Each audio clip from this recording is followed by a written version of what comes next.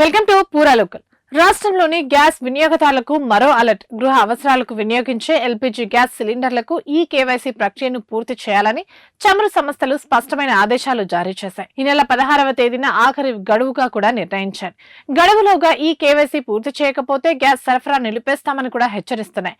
Gas కనెక్షన్లకు ఈ KYC చేయించుకోవాలని oil కంపెనీలు కొన్నేళ్లుగా కోరుతున్నప్పటికీ తాజాగా డిస్ట్రిబ్యూటర్లు ఈ ఆదేశాలను కఠినతరం చేశారు.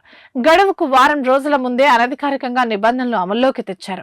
సిలిండర్ల బుకింగ్ ప్రక్రియ పూర్తవుతున్నప్పటికీ డెలివరీ చేసే సమయంలో డిస్ట్రిబ్యూటర్లు రీఫిల్లింగ్ ను అడ్డుకోవడంతో వినియోగదారులు ఆందోళన చెందుతున్నారు.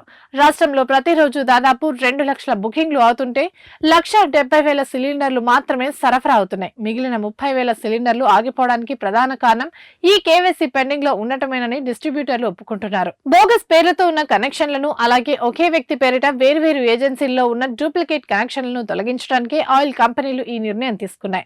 అసలు నిబంధన ప్రకారం గ్యాస్ డెలివరీ సిబ్బంది ఇంటి వద్దకు వచ్చి వినియోగదారులకు ఈ కేవైసీ ప్రక్రియ ఉచితంగా పూర్తి చేయాల్సి ఉంది. కానీ చాలా ప్రాంతాల్లో డెలివరీ సిబ్బంది ఈ సేవలు అందించకపోవడంతో గ్రామీణ, పట్టణ ప్రాంత ప్రజలు గ్యాస్ ఆఫీసుల వద్ద గంటల తరబడి క్యూలో నిల్చోవాల్సి వస్తుంది. గ్రామీణ ప్రాంతాల్లో ఏజెన్సీలు 30 నుండి 40 కిలోమీటర్ల దూరంలో ఉండడంతో వృద్ధులు, దివ్యాంగులు తీవ్ర అవస్థలు పడుతున్నారు.